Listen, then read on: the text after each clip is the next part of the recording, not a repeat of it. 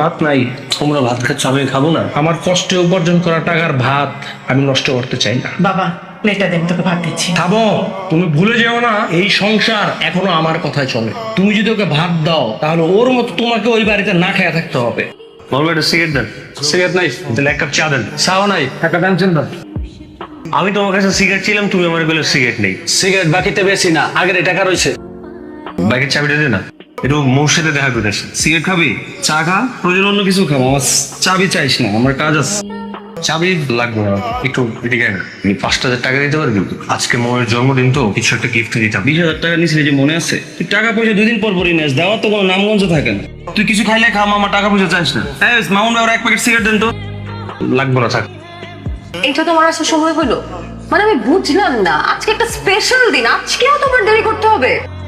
কি হয়েছে তোমার? তোমার কি মন খারাপ? আমি কিন্তু তোমাকে চিনি, একটা সময় তুমি সব কিছুই করতে পারবা, তুমি অনেক বড় হবা। আর যত যাই হোক না কেন, আমি তো সবসময় তোমার সাথে আছি। তোমার মতো করে ভাগ্য আমাকে বুঝবে না কখন।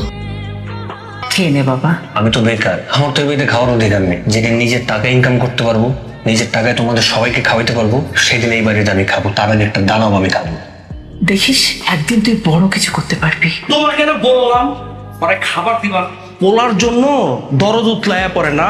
তোমার আমি একটা ব্যবস্থা করতেছি। আর ওই তোর কি লজ্জা শরম কিচ্ছু নাই? এই বুড়া বাপের ঘরে, বুড়া বাপের ঘাড়ে বসে যে খাস, একটু লজ্জা করে না?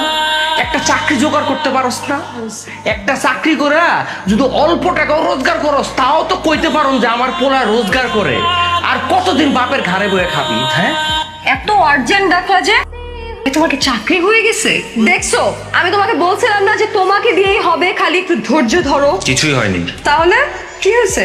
গতকাল রাতে তুমি কোথায় ছিলে? কোথায় আর থাকবো, বাসায় ছিলাম। আরেকবার সুযোগ দিতেছি, সত্যি কথাটা বলো, কোথায় ছিলে? আমি কি মিথ্যা কথা বলতেছি নাকি? সত্যিই তো বলতেছি। এগুলো কি? তুমি এগুলা কোথায় পেয়েছো? এগুলো আমি কোথায় পেয়েছি সেটা তো তোমার জানার দরকার নেই।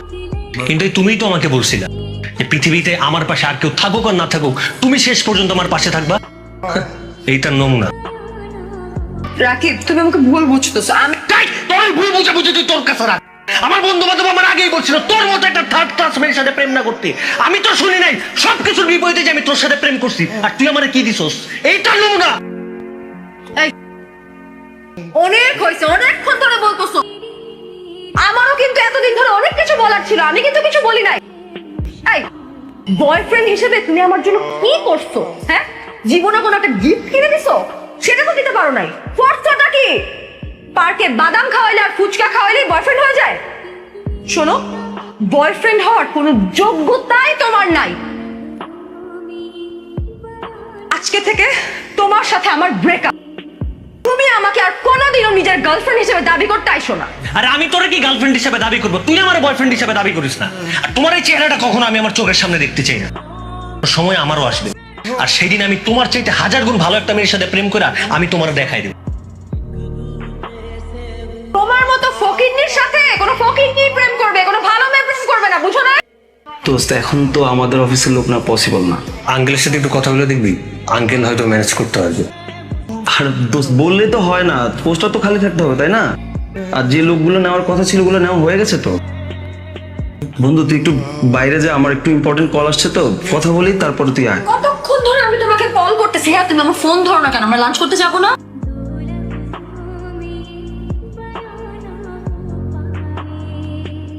দোস্ত শোন, বয় বয়। তুমি না মানে দেখতেছো আমি কল ধরতেছি না, তোমার এখনই আসতে হবে। তুমি যদি কলটা ধরতা তাহলে তো আমি এখানে আসতাম না। আর এমনি ওর সাথে তো এখন রিলেশন নাই আমার, কি ভাবলো তাতে কিছু যায় আসে?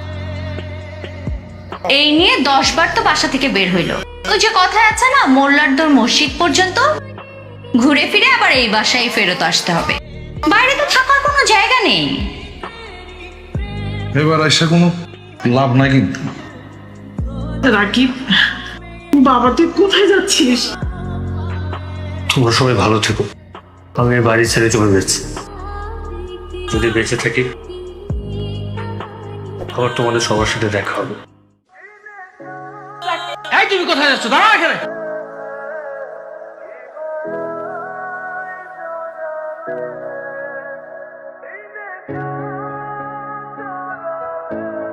এক্সকিউজ মি, এই কে আপনি?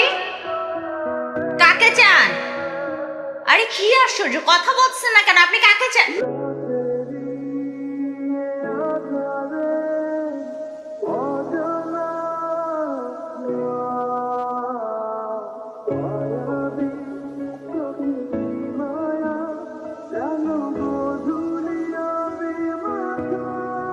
আম্মা, আব্বা, রাফি কই তোমরা? দেখো কে আসছে।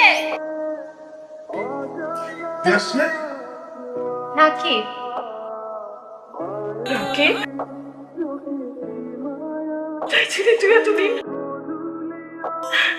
কত খুঁজছি তোকে, একটা রাত ঘুমোতে পারি। শুধু আপনাকে বলতাম আমার সন্তানটাকে আমার বুকে ফিরিয়ে দাও। আমার কথা তোর মনে পড়েনি? কি বলো মা, আমার সব সময় তোমার কথা মনে পড়তো। দেখো না, রাকিব ফিরে এসেছে। আশা করি তোমাদের সবার খুব ভালো করেই মনে আছে, আমি বলেছিলাম এই বাড়িতে আমি ফিরে আসবো। এই 5টা বছর তুই কোথায় ছিলি? মা, আমি এতদিন লন্ডনে ছিল, আজকে লন্ডন থেকে দেশে ব্যাক করলাম। লন্ডন? ভাই তুমি লন্ডনে ছিলা? লন্ডন থেকে আমার জন্য কি আনছো ভাইয়া? তুই আমরা বলতে আমি একবার ভিসা পাসপোর্ট সবকিছু রেডি করে রাখতাম। বাই দ্য ওয়ে, তুই লন্ডন কিভাবে গেলি? ভ্যানে করে? আমার তো ভ্যানে করে যাওয়ার যোগ্যতা ছিল, তাই না? আরে তোমার সাথে মজা করতেছে, বুঝো নাই? ভাই আমার জন্য কি আনছো? ভাবি, তুমি এটা কোনো কথা বললে? তুমি আমার একমাত্র ভাবি, তোমার জন্য আমি কিছু আনবো না? তা তাইলে ভাবি, লম্বা ফ্লাইট তো, টায়ার্ড, একটু রেস্ট নিই, তারপরে দেখি কি কি আনছি। এই তোর বয়ফ্রেন্ড কি আদৌ আসবে? হ্যাঁ, সে কখন থেকে বসে আছে নাকি এমনি এমনি বসায় রাখছে? আপু আর তো কম চলে আসবে। আসলে এতদিন লন্ডনে ছিল, দেশে আসছে তো সেজন্য হয়তো বা লেট হচ্ছে। জীবনে কোনোদিনও দেখছিস যে মেয়েরা ছেলেদের জন্য অপেক্ষা করে? ছেলেরা মেয়েদের জন্য অপেক্ষা করে, আর আমরা এখানে 1 ঘন্টা ধরে একটা ছেলের জন্য অপেক্ষা করতেছি। আর লন্ডন থেকে আসছে ভালো কথা, ভালো কোনো একটা রেস্টুরেন্টে নিয়ে বসাবে, এই প্রেম বাগানে কেন নিয়ে আসছে? আপু এই জায়গাটা ওর খুব পছন্দের জায়গা, সেই জন্য আমাকে এখানে আসতে হচ্ছে। আচ্ছা দাঁড়া, না না ঠিক আছে, আমি একটু বাইরে আছি, একটু পরে ফ্রি হব। কেমন আছো? কেমন আছো তুমি? আমি খুব ভালো আছি, তুমি ভালো আছো? ভালো আছি। আপু রাকিব,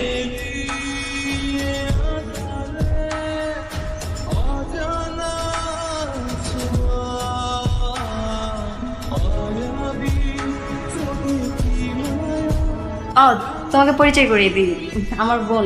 জানি জানো মানে তুমি কিভাবে জানো? না, মানে তোমাদের দুজনের চেহারা দেখতে একই রকম তো, গেস করে নিলাম। আচ্ছা, আপু কেমন আছেন আপনি? ভালো আছি, আপনি? আগে চেয়ে ভালো। আমার জন্য একটা গিফট আছে, দেখ। গিফট? ও মাই গড, গোল্ড! হ্যাঁ, খুব সুন্দর হয়েছে, থ্যাংক ইউ। যেটা বলছিলাম, একদম 22 ক্যারেট। হ্যাঁ, আচ্ছা তুমি আমাকে নিজের হাতে পরিয়ে দাও। পরিয়ে দিব? ব্যাস। খুব সুন্দর হয়েছে। আপনি একটু সাইডে গিয়ে বসতে পারবেন? আসলে আমাদের কিছু পার্সোনাল কথা ছিল তো। আজকে আপনাদের প্রথম দেখা হয়েছে, প্রথম দেখাতে এত পার্সোনাল কথা কি আছে? যা বলার আমার সামনেই বলেন। আমাদের তো প্রথম দেখা, প্রথম পরিচয়, আমরা তো একজন আরেকজনকে অনেক আগে থেকেই চিনি। যেহেতু আমাদের প্রথম দেখা, কিছু পার্সোনাল কথা তো থাকতেই পারে। আপনি যদি প্লিজ।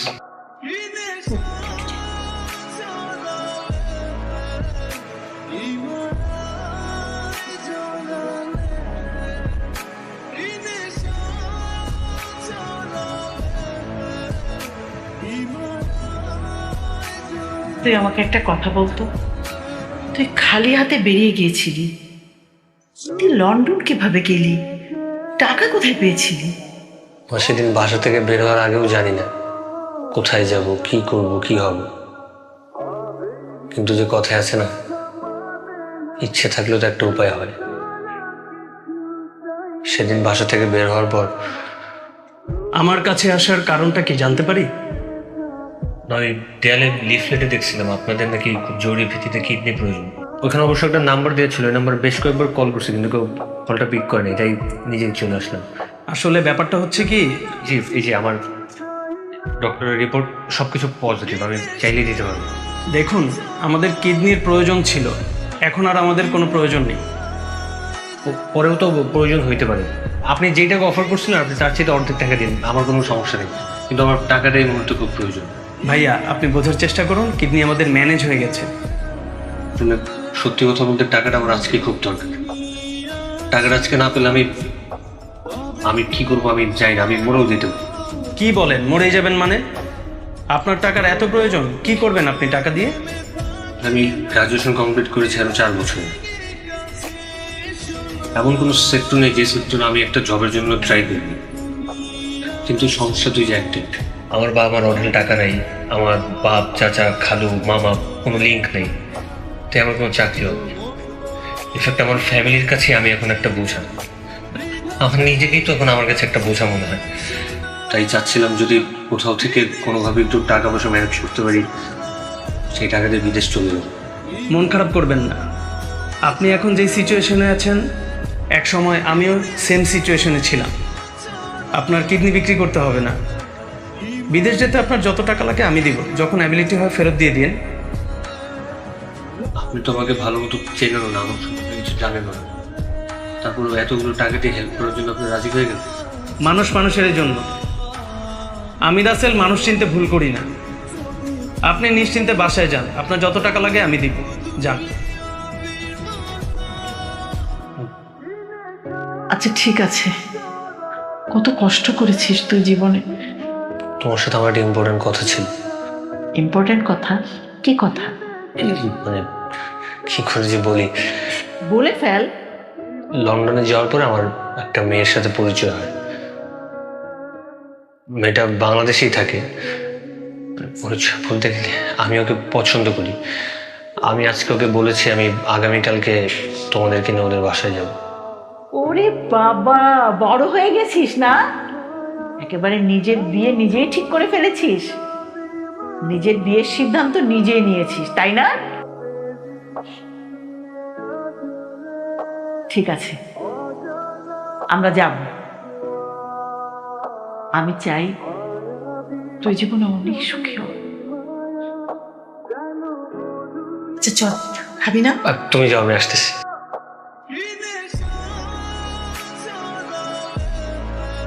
সালাম দাও। ওয়ালাইকুম আসসালাম। ওয়ালাইকুম আসসালাম। বসো মা, বসো মা। ভাই সাহেব, আপনি তো সবই জানেন, আপনার মেয়ে আমার ছেলে এরা দুজন দুজনকে পছন্দ করে, এ ব্যাপারে আমাদের কোনো আপত্তি নেই। ভাইজান, আমার নিজেরও আপত্তি নেই, আর ভালো মন্দ বোঝার ওদের যথেষ্ট বয়স হয়েছে, নিশ্চয়ই ওরা ওদের সিদ্ধান্ত এখন নিতে পারে। আলহামদুলিল্লাহ। ভাই, শুভ কাজে দেরি কিসে মিষ্টি মুখ হয়ে যায়? আপা আপনি নেন।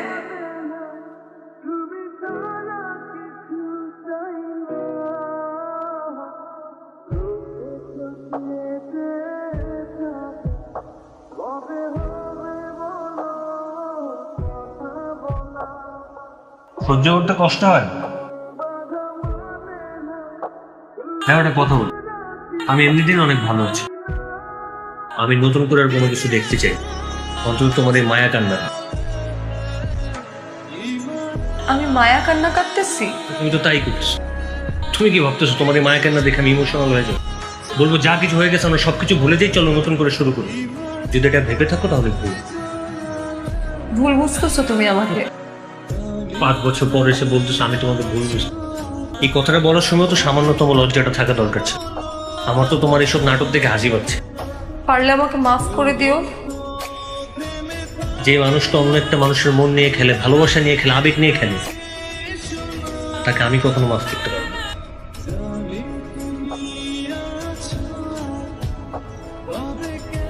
হ্যাঁ বলো। কি ব্যাপার, আমি তোমাকে সেই কখন থেকে ফোন দিচ্ছি, তুমি আমার ফোন পিক করতেছো না? ওই আসলে রুমে ছিলাম তো, আপুর সাথে বসেছিলাম, সেই জন্য তোমার ফোনটা রিসিভ করিনি। আপুকে এত সময় দেওয়ার কি আছে? আমি এতদিন পর দেশে আসছি, তুমি আমাকে সময় দিবে। আপুর একটু মন খারাপ, সেজন্য আপুর সাথে বসেছিলাম। ও তোমাকে তো বলাই হয়নি। কি? আসলে আপুর 4 বছর আগে বিয়ে হয়েছিল। বাবা মা নিজেরা পছন্দ করে আপুকে বিয়ে দিয়েছিল। যার সাথে বিয়ে হয়েছিল সে মানুষটা একেবারেই ঠিক ছিল না। আপুর সংসারটা আর হয় না, তারপরে ওরা সেপারেশন নিয়ে নেয়। ওসব ব্যাপারেই আপুর মন খারাপ, আপু কান্না করছিল, তাই আর কি। আচ্ছা ঠিক আছে, তুমি তোমার আপুকে সময় দাও, আমি তোমাকে পরে ফোন দিচ্ছি। ওকে। ভাই সাহেব, আপনি অনুমতি দিলে আংটি পরানোর কার্যক্রম শুরু করতাম। জি ভাই।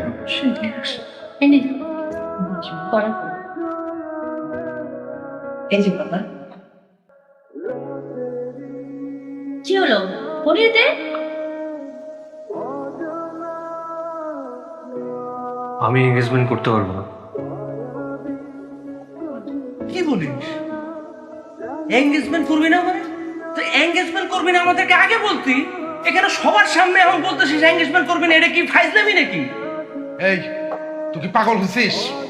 এতগুলা লোক নিয়ে আসছিস এঙ্গেজমেন্ট করার জন্য, এখন বলতেছিস এঙ্গেজমেন্ট করবি না? আমরা কি এখানে চা নাস্তা খাইতে আসছি? বাবা, কোন সমস্যা? তুমি আমাকে নির্দ্বিধায় বলতে পারো। তো কেন এঙ্গেজমেন্ট করবি না? মা, আমি মৌকে ভালোবাসি। বউকে ভালোবাসিস না মানে? আমরা এখানে তুলির সাথে তোর এঙ্গেজমেন্ট করতে আসছি, আর তুই এখন বলছিস তুই বউকে ভালোবাসিস? তুই কি আমাদেরকে পাগল পেয়েছিস? তুই যা বলবি তাই হবে? আমি যতদূর জানি মো একটা ডিভোর্সি মেয়ে। আমি আমার ভাইয়ের প্রেম ভালোবাসা তো কোনো ডিভোর্সি মেয়ের সাথে মাইনা নিব না। আপনাদের কি যা আসতেছে আপনারা তাই বলতেছেন? একটা বড় চিন্তা করছেন আমি এখানে দাঁড়ানো আছে, আমার কেমন লাগতেছে আপনাদের কথা শুনতে? আর এই যে রাকিব, আমি কি আপনাকে একটা বারের জন্য বলেছি যে আমি আপনাকে বিয়ে করব? আপনি এখানে আসছেন আমার ছোট বোনের সাথে এঙ্গেজমেন্ট করতে। আপনি আমার ছোট বোনকে বিয়ে করবেন? আপনি কিভাবে ভাবলেন যে আমি আমার ছোট বোনকে কষ্ট দিয়ে আপনাকে বিয়ে করব? আপু, আমি কষ্ট পাচ্ছি না। আমি জানি তোরা রাকিব ভাইয়ের মধ্যে কি সম্পর্ক ছিল। রাকিব ভাই আমাকে সব বলেছে। কি ব্যাপার, তুমি নিচে আসতে বললে? বাসায় তুমি চলো। না না, বাসায় যাবো না, তোমার সাথে একটু ইম্পর্টেন্ট কথা ছিল, এখানেই বলে ফেলি। ও আচ্ছা, কি কথা বলো?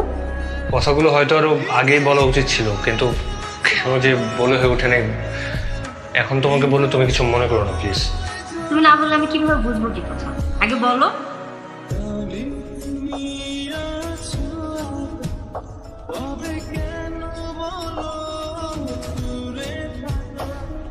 আমি জানি এখানে সব ভুল আমার, তোমাকে কথাগুলো আগে জানানো উচিত ছিল, কিন্তু তুমি যদি পারো প্লিজ আমাকে ক্ষমা করে দিও।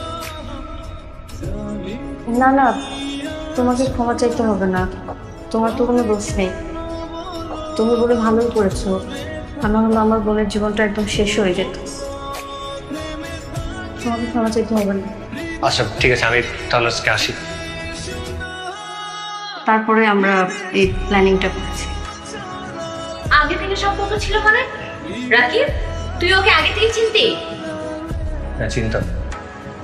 তুই কি ভাবছিস তোর বিয়ে মোর সাথে হবে? কোনোভাবে সম্ভব না। আমি এখানে আছি, আর স্কুল কলেজ ভার্সিটিতে ছেলেমেয়েরা অ্যাভেলেবেল প্রেম করে, কিন্তু তারা বিয়ের পরে সবকিছু ভুলে যায়। কেন আমি করি নাই? আমারও তো প্রেম ছিল। আমি তো এখন সুন্দর সুখে সংসার করতেছি। তোর সাপ সাপ বলে রাখতেছি, তুই বিয়ে করলে তুলিরে করবি, আর যদি তুলিরে বিয়ে তুই না করাস তাহলে অন্য পরিবারে যায় অন্য কোনো মেয়ের সাথে তোর আমি বিয়ে দেবো। কোনোভাবে এই মেয়ের সাথে আমি বিয়ে মানে আমি করবো। বাবা, বিয়েটা মেনে নাও না। আপা প্লিজ, ওর কথায় কিছু মনে করবেন না। বিশেষ করে আমার ছেলে অনেক কষ্ট করে সফল হয়েছে, এটা ওর জীবন। ও যদি সুখে থাকে তাহলে তো আমরা সুখে থাকবো। সারাটা জীবন ওর সিদ্ধান্তটাই বড়। আপনারা বিয়ের ব্যবস্থা করেন, আমরা বউকেই আমরা ছেলের বউ করবো। সেটাই তো, আমরা তো এই জন্যই প্ল্যানটা করেছিলাম, তাই না দিলাম ভাই? আপু এদিকে এদিকে। আমি কষ্ট পাইনি, আমি এটা খুব করিয়ে দে, এবার করিয়ে দে।